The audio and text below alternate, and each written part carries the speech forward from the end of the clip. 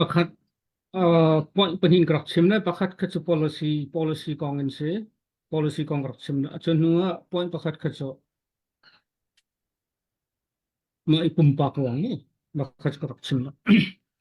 policy kong sa gerak simna policy kong winchin kan cun CNA CNF le sana Brotherhood Alliance and Kaldan kama kacu comparison to kacu house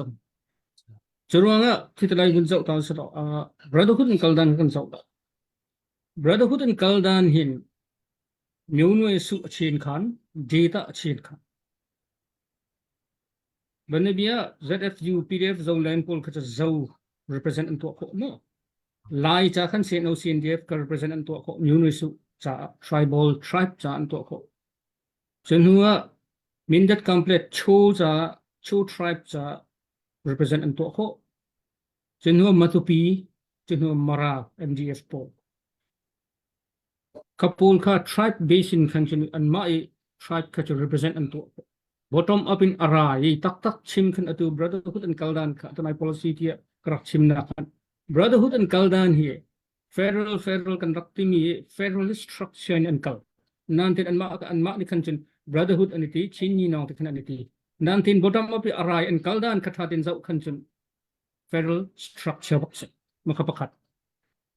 Zerong di chen 1945 dudia kabasit di nuwa Koram mi bama atam European le phoi si an raktu liu khan khaliu zong khan bunzau chen ta kai ta yin palin bama ta kai ta yin pangagan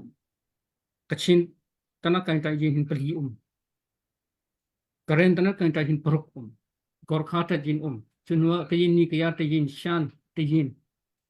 kapol rak phon nu kan bama tat mu te kan kal khan gandhi sa cheu ya an rak kal khan maka federal army bakse Ma ita chun kan tu chin ni non Kaldan kan tribes base and to chun kan data base and to an malan ma to Brotherhood and itinante ni non itinante an Kaldan ka bottom up in arai and Kaldan ka structure ka bunza ulos federal structure pan aran kan federal army kan tin kan patlalaw atu adang tribe pol hani chon arading ni zon umri kan ka than yu si maka an Kaldan se pakat mo policy le bunza kan to CNA lai CNA CNF lai bunzau khan chan CNA CNF lai abom tu ni khan chun ke ma pum pa ka mudang ka chan du lai law nanti in democracy ke na khachama mudang ka lele ka chim ko samo stereotyping culture unitary system in culture Mindat lai se tidim lai se complete se te khan minung an buntet ni pol zong ka makasa policy issues se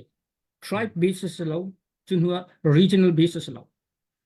unitary system in Uncle, stereotyping uncle. Maka uncle dan ka atlay maka pitalay kenchen top down in ara. Sin up like top down in ara. Policy issue in ara.